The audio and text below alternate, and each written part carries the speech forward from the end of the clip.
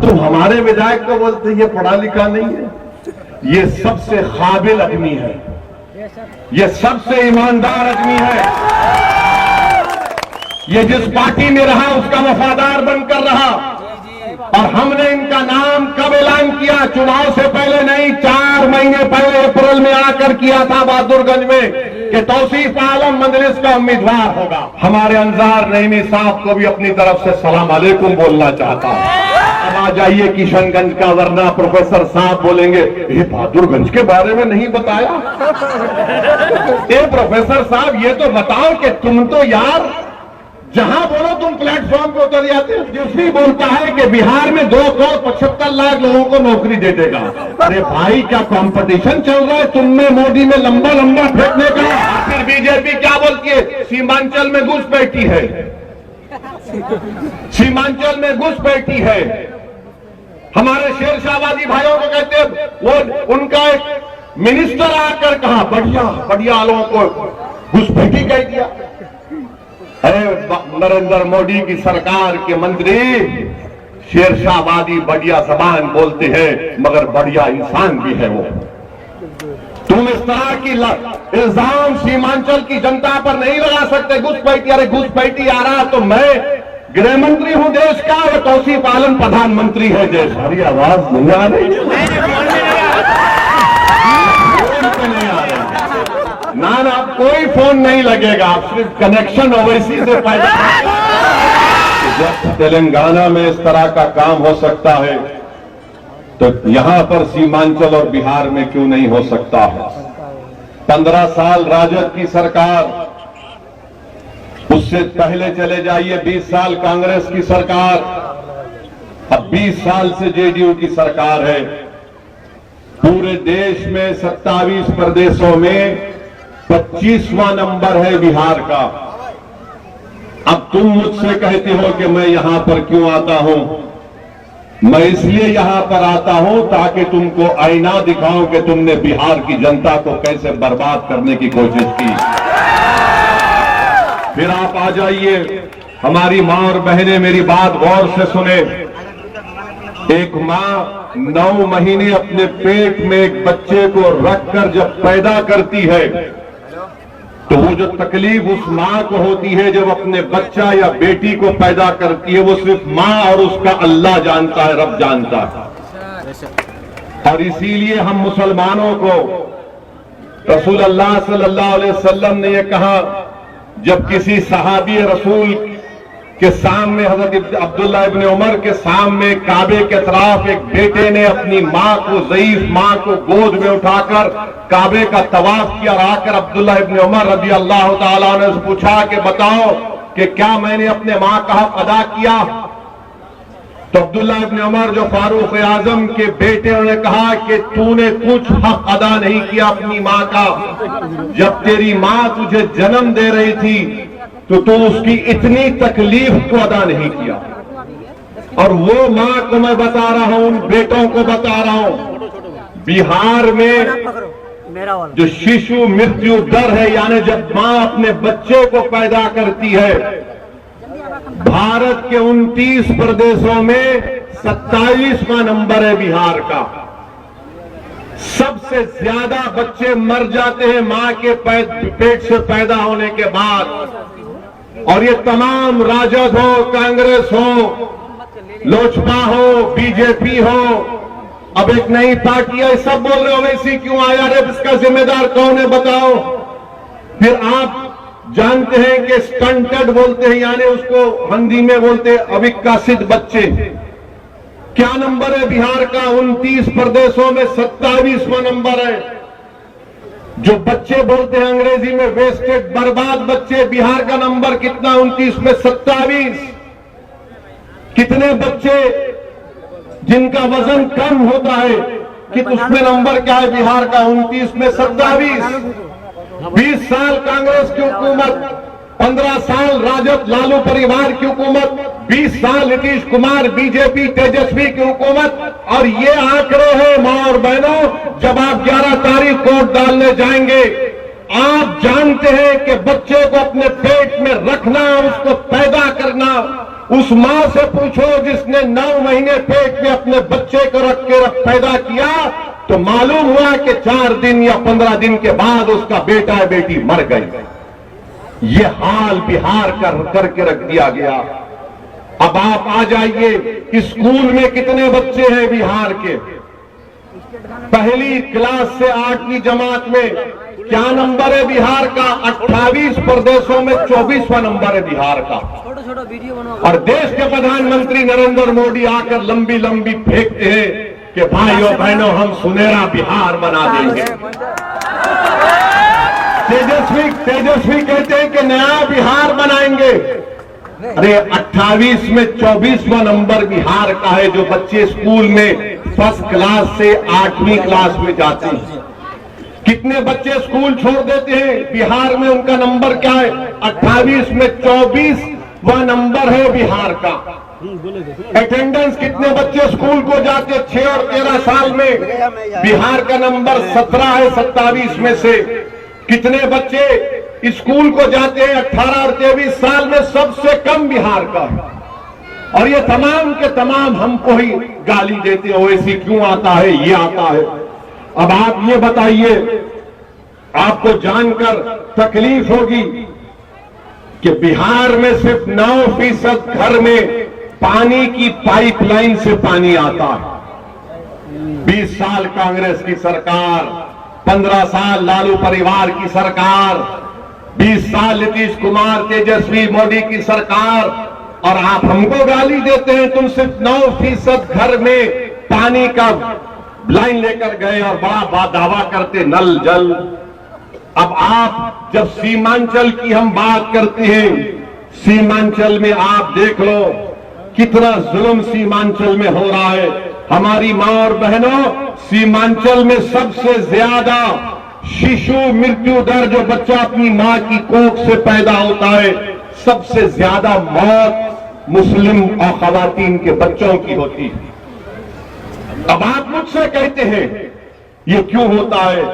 आप जानिए, सबसे ज्यादा बिहार में गांव में जो मां अपने बच्चे को या बेटी को पैदा करती है, सबसे ज्यादा 90% मुस्लिम हमारी बेटियां अपने घर में पैदा करती है। क्यों पैदा करती है? क्योंकि जिन जिन ने राज किया बिहार पर, वो अस्पताल नहीं बना सके। मेरे भाई, ताली मारने के लिए नहीं, सोचने के लिए है। और फिर बिहार के गवर्नमेंट का डेटा है कि गरीबी रेखा के दर से बिहार में मुसलमान 50% गांव में गरीबी रेखा के नीचे जिंदगी गुजारते हैं। शहर में 44% गुजारते हैं। ये किशनगंज का जिला है, यहां पर खवानगी का तनासुब खाली 55% है। 55% किशनगंज में है। और बच्चे जिसको मैंने अभी आपके सामने रखा, किशनगंज जिले में जिसको कहते हैं अविकसित बच्चे, कितने हैं किशनगंज में? जिला में 50%। गरीबी कितना है किशनगंज जिला में? 44%। और कितना इलाका इस किशनगंज का जो सैलाब आता है, कटाव होता है, 55% इलाका जिले का सैलाब आता है। और ये सब के सब हमको गाली देते हैं। अबे यार, तुम लोग कितने साल हुकूमत करे? 20 साल कांग्रेस ने किया, 15 साल लालू परिवार ने किया, 20 साल नीतीश कुमार, नरेंद्र मोदी, तेजस्वी यादव ने किया, और तुम हमको बोल रहे हो। मैं तुम्हारे मुंह पर ये फेंक रहा हूं, अगर गीरत है तो तुम बहादुरगंज या सीमांचल में वोट मांगने मत आओ। तुमने धोखा दिया इस जनता को, और आज हमको बोलते हैं कि क्यों आ रहे हैं? इसलिए आ रहे हैं ये नाइंसाफी को खत्म करने के लिए। हम कब तक तुमको वोट डालकर हमारे माओ जो बच्चे पैदा करते हैं उनकी खबरों पर तुम अपने इक़्तिदार के महल तामीर करोगे? हमारा बच्चा बेटी स्कूल को नहीं जाता, उनका मुस्तकबिल बर्बाद हो गया, मगर तुम्हारी औलाद का बेटा मुख्यमंत्री बनेगा? ये नहीं हो सकता है भाई। ये लड़ाई बराबरी की है, ये लड़ाई सम्मान की लड़ाई मजलिस इत्तेहाद और मुस्लिमीन लड़ रही है। सीमांचल के इंसाफ की लड़ाई मजलिस इत्तेहाद और मुस्लिमीन लड़ रही है। ये बात बताने के लिए असदुद्दीन ओवैसी आज आपके दरमियान में आया और हम आपसे वादा करके जा रहे हैं कि इंशाअल्लाह ताला, अब आप देखिए सीमांचल की हम बात कर रहे थे ना, आपने नरेंद्र मोदी को सत्ता दी, 3 मर्तबा प्रधानमंत्री बनाया, नीतीश कुमार को सत्ता दी, 20 साल मुख्यमंत्री, आपने लालू परिवार को सत्ता दी, 15 साल मुख्यमंत्री, 20 साल में 2 मर्तबा तेजस्वी मुख्यमंत्री। अब बताओ सीमांचल में क्या किया, सीमांचल में क्या किया और पटना में क्या किया। आप देख लो, पटना में एम्स है, पटना में IIT है, NIT है, NIFT है, NLU है, PMCH है, NMCH है, राजगीर और गया में IIM है, सेंट्रल यूनिवर्सिटी है, नालंदा यूनिवर्सिटी है, बिहार पुलिस एकेडमी है। और सीमांचल में क्या है, एक किशनगंज में अलीगढ़ मुस्लिम यूनिवर्सिटी का टीन और एस्बेस्टस के शेड पर चलने वाला एक सेंटर है। यानी जो कुछ होगा उधर होगा। और पटना से सीमांचल की दूरी 300 किलोमीटर की है। ऐ दिल्ली और पटना में बैठने वालों, इख्तिदार पर बैठकर सीमांचल की जनता से जुल्म करने वालों, तुम इतना सब बना दिए पटना और राजगीर में, तो सीमांचल ये इंसानों की बस्ती है। यहाँ पर हिंदू भी है, मुसलमान भी है, दलित भी है, सब है यहाँ पर। आखिर क्यों तुमको सीमांचल से इतनी नफरत है? बताओ क्यों तुमको नफरत है? इतना सब तुमने बना दिया, क्या क्या बना दिया तुमने पटना में।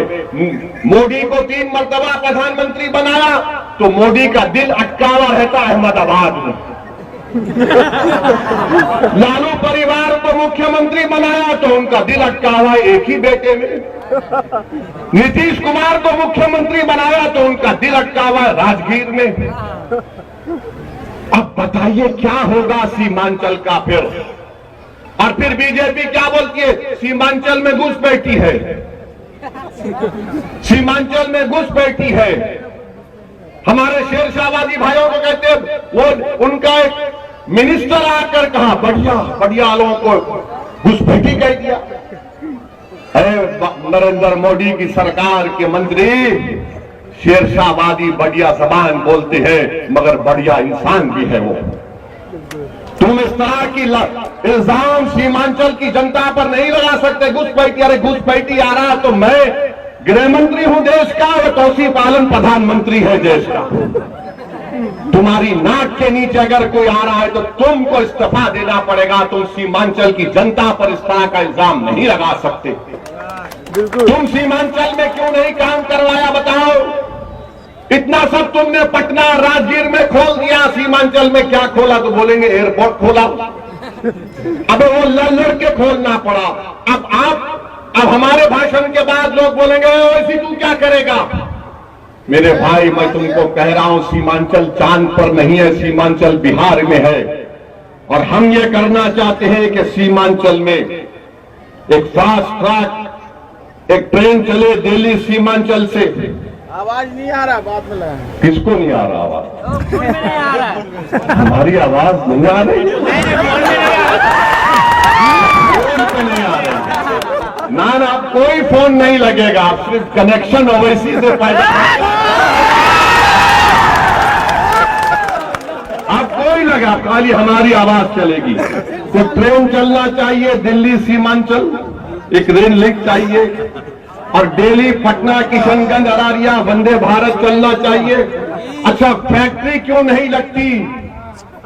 जमीन नहीं। हम ये मुतालबा करेंगे, हम करवाएंगे NH31 NH57 पे फैक्ट्री लगे और लगाएंगे इंशाअल्लाह ताला। और सीमांचल में सुनो, सीमांचल में 100 से ज्यादा कम्युनिटी क्लिनिक का मुतालबा करेंगे और बनाएंगे इंशाअल्लाह ताला। जहां पर डॉक्टर दवा नहीं है, इंतजाम करेंगे। सरकार में आएंगे, सरकार को दबाएंगे, इलाज करेंगे सरकार का, ताकि सीमांचल की जो गरीबी का खात्मा हो सके इंशाअल्लाह ताला। और फिर हम लड़ेंगे 3000 करोड़ रुपए लेकर कोसी का जो वो नदी का एम्बैंकमेंट में उसको मजबूत किया जाएगा।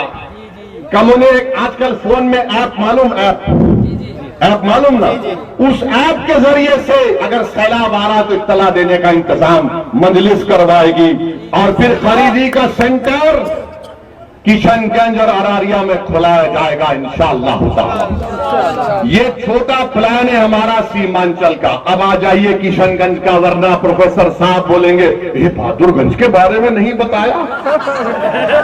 ए प्रोफेसर साहब ये तो बताओ कि तुम तो यार जहां बोलो तुम प्लेटफॉर्म पे उतर जाते हो। कभी तुम एनसीपी में थे, उतरे, जेडीयू में चले गए, जेडीयू छोड़े तो जन अधिकार, जन अधिकार से निकले जन स्वराज, अब आप कांग्रेस में आ गए। वाह, माने इतना आसान है आपके लिए। आप तो आप पार्टी ऐसा बदल रहे, ऐसा कोई जुमे के दिन इतर लगा के कपड़ा पहनता फिर जाकर नया कपड़ा पहन लेता। तो अब बहादुरगंज के लिए क्या किया जाएगा? मैं तौसीफ आलम साहब यहाँ आइए, मैं तौसीफ आलम साहब की मौजूदगी में कह रहा हूं 27 किलोमीटर जो बहादुरगंज और ढेरागाछ की रोड है, तौसीफ साहब ये जनता आपको, मुझे यकीन है कि बहादुरगंज की जनता आपको हजारों की मेजॉरिटी से, अक्सरियत से कामयाब करने वाली है इंशाअल्लाह। आपको ये रोड बनाना पड़ेगा तौसीफ साहब। अगर आप बोलेंगे असद साहब आ जाइए हम चक्का जाम करेंगे, असदुद्दीन अवैसी तुम्हारे साथ आके बैठ जाएगा, बंद कर देगा पूरा सीमांचल को। रोड बनना चाहिए 27 किलोमीटर का। तौसीफ साहब, कंकी नदी पर मटियारी घाट पर एक मुस्तकिल पुल बनना चाहिए। हमारे बच्चों को स्कूल जाना, नदी पार करना बड़ा दुश्वार हो चुका है। तौसीफ भाई, हमारे तालीमी तिजारती सरगर्मियों का आगाज हो जाएगा। और तीसरी बात यह है कि बहादुरगंज, टेरागाछ में, मटियारी घाट, सोया घाट में ये पुल का तो हम बोल दिए। नदी के किनारों पर तौसीफ साहब पख्ता कार्य हिफाजती बन की तामीर का काम होना चाहिए इंशाअल्लाह। ये लड़ेंगे हम और ये काम कराएंगे। हेल्थ सेंटर बहादुरगंज और टेरागाछ में डॉक्टर और दवा नहीं है। जो डॉक्टर को नौकरी है और आ नहीं रहा है, मेरे पास बहुत बड़ी दवा है, याद रखो, इसका नाम तौसीफ आलम है। आना पड़ेगा, बैठ के गरीबों का इलाज करना पड़ेगा।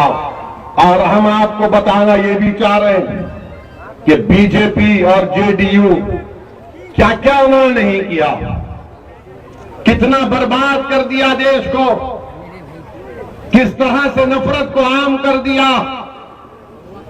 आपको यह बात समझना है कि आज लोजपा का कैंडिडेट यहां पर है। बताओ, वक्फ का कानून इन्होंने बना दिया और ऐसा वक्फ का कानून बनाया कि मस्जिद, दरगाह, खानका, कब्रिस्तान सबको भाजपा और जेडीयू छीन सकता है। उस पार्लियामेंट में अगर कोई खड़ा होकर मोदी की आंख में आंख डालकर कहा कि मोदी, ये कानून के जरिए तुम्हारी मस्जिद, दरगाह, खानका को छीनना चाहते हैं, हम तुम्हारे कानून को गलत मानते हैं, संविधान के खिलाफ देश से देखा उसको। और फिर हमने कमेटी बनाई गई, उस कमेटी में हमने 128 पेजेस की मुखालिफत में रिपोर्ट दी। उस कानून के कोई मेंबर नहीं दिया, हम दिए 128 पेजेस की। 45 तरमीमात थे, उसको रिपोर्ट में लिख कर दिया। कभी इंटरनेट पर जाकर देखो, पढ़ो उसको। सुप्रीम कोर्ट को हम गए हमारे नाम से। आज भी हमारी लड़ाई जारी है। मेरे अजीज दोस्तों और बुजुर्गों, बीजेपी, नीतीश कुमार ये 20 साल में बिहार को और सीमांचल को बर्बाद करके और नाइंसाफी करके यहां की जनता को परेशान कर रहे हैं। इनके पास कुछ नहीं है। अमित शाह के सीमांचल में बोलेंगे घुसपैठी, घुसपैठी, घुसपैठी। इलेक्शन कमीशन ने 65 लाख नाम निकाले तो सीमांचल में सिर्फ 2 घुसपैठी निकले, और वो भी अल्पसंख्यक समाज के नहीं है, 2 निकले। और बीजेपी वाले बोलते ओवैसी घुसपैठी है, ओवैसी घुसपैठियों को ला रहे हैं। सुनो, शेर चूहों का इलाज नहीं करता। आप बताइए क्या क्या हो रहा है देश में। अब आ जाइए, हमको राजद है, राजद के नेता ने कहा कि अगर हमको सत्ता मिलती है तो हम हर घर में नौकरी देंगे। बोला ना? कितना घर है बिहार में बताओ? बिहार में कितना घर है मालूम आपको? 2,75,00,000। कितना घर है? 2,75,00,000। यानी 2,75,00,000 जनता को नौकरी देना पड़ेगा ना। भारत सरकार के पास कितना नौकरी है? भारत सरकार के पास कितना गवर्नमेंट में नौकर है मालूम आपको? पूरा भारत सरकार के पास 55 मंत्रालय है। नौकर कितने हैं? 30,50,000। पूरे भारत सरकार में नौकर है 30,50,000। और तेजस्वी बोलता है कि बिहार में 2,75,00,000 लोगों को नौकरी दे देगा। अरे भाई, क्या कंपटीशन चल रहा है तुम में मोदी में लंबा लंबा फेंकने का? अच्छा, अभी अगर 2,75,00,000 लोगों को नौकरी देते भी है, समझिए, मान लिया, वरना बोलेंगे ओवैसी तेरा क्या? ठीक है, चलो, एक आदमी को तो कम से कम 25,000 देना पड़ेगा तनख्वाह। 25,000 देना पड़ेगा ना। अब 25,000 का अगर आप लगा लिए 2,75,00,000 तो करीब 8,28,000 करोड़ रुपए होंगे। कितना होगा? 8,28,000 करोड़ रुपए। और बिहार का कुल बजट कितना है? 2 लाख करोड़। 2 लाख करोड़। तो मालूम हुआ कि ये बोल रहे हैं कि मोदी फेंक सकते तो मैं उनसे आगे फेंकूंगा। याद रखो तेजस्वी, सीमांचल की जनता बड़ी बाशऊर है, इतनी भोली भाली नहीं है। ये गरीब जरूर है मगर झूठे को और सच्चे को पहचानने वाले हैं। आप बताइए बिहार का बजट 2 लाख करोड़। अगर 2,75,000 लोगों को नौकरी मिलेगी, 2,75,00,000, 2 करोड़, तो उसका बजट होगा 8,28,000 करोड़ रुपए। क्यों ऐसा बोलते मेरे भाई? और तुम हमारे विधायक को बोलते ये पढ़ा लिखा नहीं है। ये सबसे काबिल आदमी है, ये सबसे ईमानदार आदमी है। ये जिस पार्टी में रहा उसका वफादार बनकर रहा। और हमने इनका नाम कब ऐलान किया? चुनाव से पहले नहीं, 4 महीने पहले अप्रैल में आकर किया था बहादुरगंज में कि तौसीफ आलम मजलिस का उम्मीदवार होगा।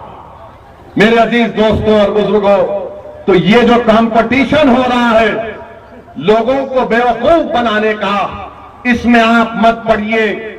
जो हमने आपके सामने रखा सीमांचल के लिए, ये चीजें हम हासिल कर सकते हैं। और जो लोग गठबंधन की बात कर रहे हैं, मैं उनसे पूछना चाह रहा हूं कि तुमने गठबंधन में मल्ला वीआईपी पार्टी को लिया, तुमने गठबंधन में मल्ला वीआईपी पार्टी को लिया और उसने इलेक्शन से पहले तेजस्वी के बाजू बैठकर कह दिया कि हम उप मुख्यमंत्री होंगे, मल्ला का बेटा उप मुख्यमंत्री होगा। मैं सलाम करता हूं मल्ला बरादरी को जो बिहार में 3 और 3.5% के दरमियान में है। मैं 17% हमारे भाई बहनों से, अल्पसंख्यक समाज से पूछना चाह रहा हूं, मेरे भाई, तुम कब अपनी जबान को खोलोगे? तुम कब तक सिर्फ असदुद्दीन ओवैसी को गाली दोगे? तुम कब तक मजलिस को बदनाम करने की कोशिश करोगे? याद रखो, मजलिस सीमांचल के घर घर में पहुंच चुकी है। मजलिस सीमांचल के नौजवानों, बुजुर्गों के और मां और बहनों की दुआओं में शामिल हो चुकी है। तुम्हारी गाली और तुम्हारी झूठ से फर्क पड़ने वाला नहीं है। इस सरजमीन पर इनकलाब लिखा जा चुका है और इनकलाब आएगा इंशाअल्लाह। तुमने मजलूमों को दबाया, अब वही गरीब का बच्चा खड़ा होकर इंशाअल्लाह ताला क़यादत करेगा। मैं बहादुरगंज तेरा गाछ में खड़े होकर कह रहा हूं, क्या तुमको तौसीफ आलम के बाप का नाम मालूम है? क्या तुमको तौसीफ आलम के वालिद का नाम मालूम है? अब मैं तुमसे कह रहा हूं, जब एक मल्ला का बेटा उप मुख्यमंत्री बन सकता है तो क्या जमशेद आलम का बेटा मुख्यमंत्री नहीं बन सकता? क्या आदम का बेटा मुख्यमंत्री नहीं बन सकता? क्या मोहम्मद का बेटा मुख्यमंत्री नहीं बन सकता? क्या अबू बकर का बेटा, उस्मान का बेटा, मुख्यमंत्री नहीं बन सकता? क्या फातिमा का बेटा मुख्यमंत्री नहीं बन सकता? बन सकता है, मगर शर्त यह है कि आपको इत्तेहाद को मजबूत करना पड़ेगा। अगर आप ये डर डर कर सोचते रहेंगे कैसा अगर होगा मेरे भाई, हम आपके ख्वाबों को पूरा करेंगे इंशाअल्लाह ताला। अल्लाह हमारे साथ देगा और अल्लाह हमको कामयाब और कामरान करेगा। लोग ये बोलते हुए सी तुम यहां क्यों आए? अरे मैं यहां पर आपको मुख्यमंत्री, आपको ताकतवर बनाने आया। अगर अख्तरुल ईमान अब्दुल रशीद सिद्दीक का बेटा नहीं बन सकता, बन सकता है। जब 3.5% वाला कहता है कि मल्ला का बेटा बनेगा, तो 17% का हर नौजवान, हर मां बोलेगी मेरे बेटे को क्यों नहीं बन सकता, मेरा बेटा भी बन सकता है, मेरी बेटी भी बन सकती है। अब ये हम जब बात करते हैं तो इन सबको पेट में दर्द शुरू हो जाता है। ये क्या बात कर रहा है? बराबर हिस्सेदारी की बात होगी, सम्मान की बात होगी।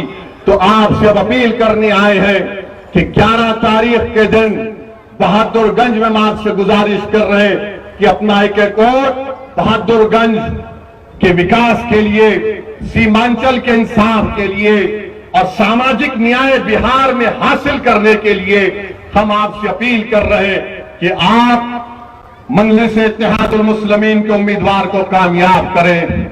मेरे भाई 20 साल नीतीश कुमार के, मोदी और तेजस्वी के साथ, 15 साल लालू परिवार को इख्तियार मिला, कांग्रेस को 20 साल मिला। एक मर्तबा आप पूरी ताकत के साथ मजलिस को मजबूत कर दीजिए। और मैं आखिर में हमारे अंजार नईमी साहब को भी अपनी तरफ से सलाम अलैकुम बोलना चाहता हूं। अंजार नईमी साहब, मेरा दिल आज भी साफ है। मेरी लड़ाई तुम्हारे से नहीं अंजार नईमी, मेरी लड़ाई उन लोगों से है, उन जालिमों से है जिन्होंने जनता के ख्वाबों को चुकनाचूर करने की कोशिश की थी। मेरी लड़ाई तुम्हारे से नहीं अंजार नईमी, मेरी लड़ाई उन जालिमों से है जिनके दिल फरेब, झूठी बातों को तुमने तस्लीम कर लिया। मैं हमेशा लड़ता रहूंगा जालिमों से। मैं इख्तियार की कुर्सियों पर बैठने वालों से पंजा आजमाई करता रहा और करता रहूंगा इंशाअल्लाह ताला।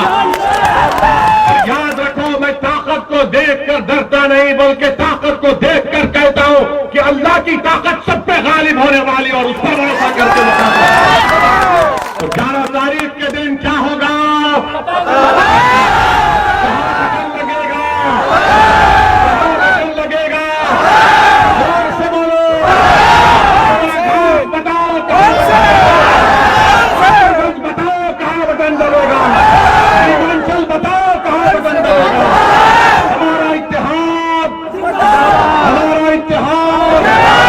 सीमांचल जिंदाबाद,